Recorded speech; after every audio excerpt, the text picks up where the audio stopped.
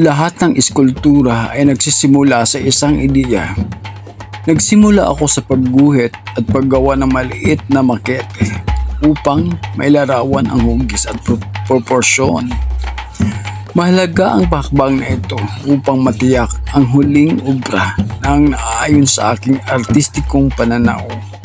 Matapos mabuo ang disenyo, sinimulan ko ang pag-ukit ng orihinal na modelo gamit ang putik. Sa yugtong ito, pinino ko ang detalye at eskultura ng estetiko na emosyon upang mapanatili ang orihinal na modelo. Gumawa ako ng molde. Ang proseso ng paggawa ay gamit ko ang silicone rubber at plaster of Paris. Maingat kong inilapat ang materialis ng molde ng paunti-unti upang makuha ang bawat detalye. Matapos itong matuyo, tinanggal ko ang molde at naiwan ang perpektong negatibo ng orihinal. Sinimulan ko ang pagcast gamit ang resin. Ibinuhos ko ang likidong materialis sa loob ng molde.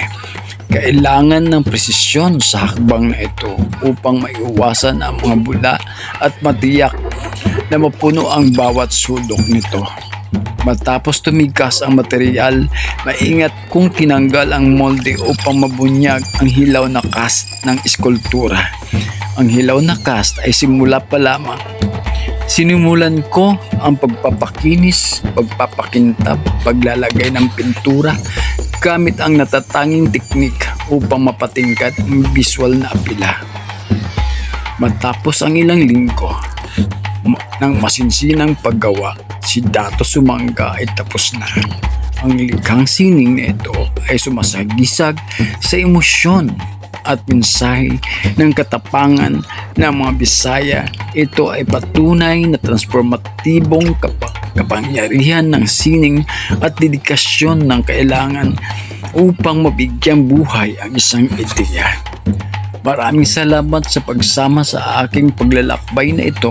Ang paggawa ng Dato Sumangga ay isang malalim na makabuluhang karanasan at sana'y makaantig ito sa inyong mga puso tulad ng sa akin.